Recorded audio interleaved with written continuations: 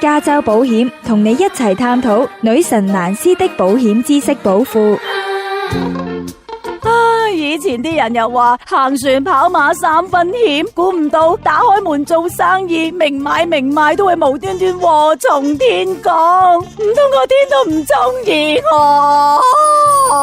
阿姨，咩事咁閉翳啊？女神蘭斯咪就係因為落雨咯，係咁嘅。我學人創業賣潮服，嗰日出邊落大雨啊，突然間幾個人走入嚟我間鋪度避雨，搞到個地下濕晒，點知其中一個路人甲一個唔小心跣咗落地啊！佢個樣好似好慘咁噶，又企唔翻起身，咁我梗係嗱嗱臨啊，幫佢 call 救護車啊嘛，驚佢有事。點知啊，佢事後打電話俾我啊，叫我賠錢啊！其實係佢自己跣親啫嘛，關我咩事？咁又唔係咁講，因為根據香港嘅法律，所有物業佔用人，包括租客，都係有保障所有訪客安全嘅責任噶。我明，如果佢係我個客，我梗係有責任保障佢嘅安全啦。但係佢係過路人甲啫嘛，搞震冇幫襯，咁即係唔係客啦。咁我都要理埋佢嘅安全咩？咁又係噶，因為訪客嘅意思咧，唔係淨係幫襯你嘅客，你打開門做生意入得嚟你鋪頭嘅，都算係訪客噶，即係你都有責任要確保佢嘅安全啊！哇，女神，你咁講啊，即係以後所有嗰啲咩路人甲、乙、丙、丁啊，入嚟我間鋪嗰度出事，我都要賠俾佢哋咯。咁又唔係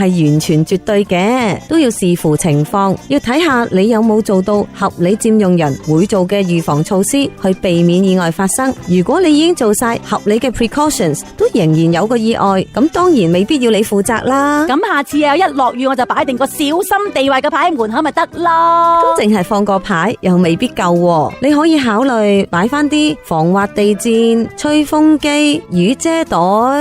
咪住，女神啊，我間鋪啊得60尺㗎咋，點搞咁多嘢啊？你放心，法庭係會睇翻每個實際嘅情況，先至再決定究竟你需唔需要就個意外負責。得，嗱，我一於咧就放個牌喺門口，寫住如有意外，本店恕不負責，咁啊一了百了啦。阿姨，咁就唔得喎，因為根據香港法律，所有就人身傷亡嘅責任嘅免責或者減責條款都係絕對無效噶。唉，咁又唔得，咁你教我點啦？其實你開鋪嗰陣時，我咪提你要買翻一份公眾責任保險嘅，你有冇買到先？係喎，好彩我一早聽你講，幫鋪頭買咗一份公眾責任保險啫。諗下，今次又唔黑得晒喎。